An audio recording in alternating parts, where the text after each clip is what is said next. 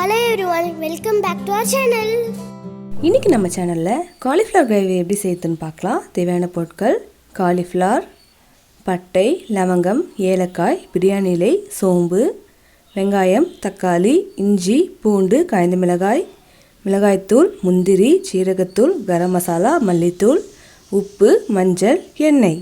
முதல்ல காலிஃப்ளவரை ஒரு குக்கரில் போட்டு தண்ணி ஊற்றி கொஞ்சமாக மஞ்சத்தூள் போட்டு நல்லா வேக வச்சு எடுத்துக்கோங்க. இது ரொம்ப நேரம் வேக வேண்டாம், ஒரு 2 விசில் வர அளவுக்கு நல்லா குக் பண்ணி எடுத்துக்கோங்க. அடுத்து ஒரு வானலில் 2 டேபிள் ஸ்பூன் அளவுக்கு எண்ணெய் ஊற்றிக்கோங்க. இப்போது இதில் நம்ம வேக வச்ச காலிஃப்ளவர் ஆட் பண்ணிக்கலாம்.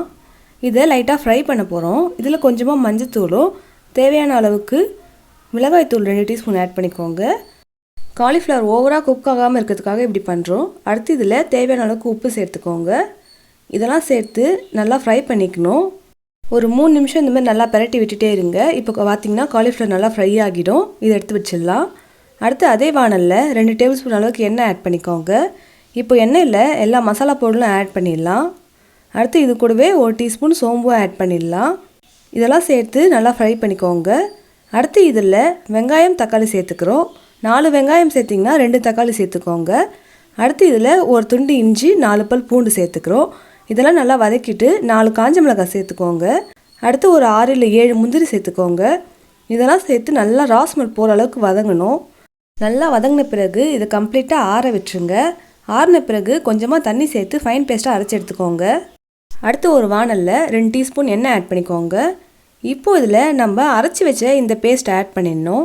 இதை கொஞ்சமாக தண்ணி சேர்த்து நல்லா ஃபைனாக அரைச்சி வச்சுக்கோங்க. அப்போ தான் கிரேவி வந்து நல்லா சூப்பராக இருக்கும். இதை ஃபுல்லாக கம்ப்ளீட்டாக ஆட் பண்ணிவிடுங்க. நம்ம இன்னும் கொஞ்சம் தண்ணி வேணுனாலும் சேர்த்துக்கலாம். இது நல்லா கொதிக்கும்போது இதில் 1 டீஸ்பூன் அளவுக்கு கரம் மசாலா சேர்த்துக்கோங்க. அடுத்து 1 டீஸ்பூன் அளவுக்கு மல்லித்தூள் சேர்த்துக்கோங்க. அடுத்து இதில் 1 டீஸ்பூன் அளவுக்கு ஜீரகத்தூள் சேர்த்துக்கோங்க.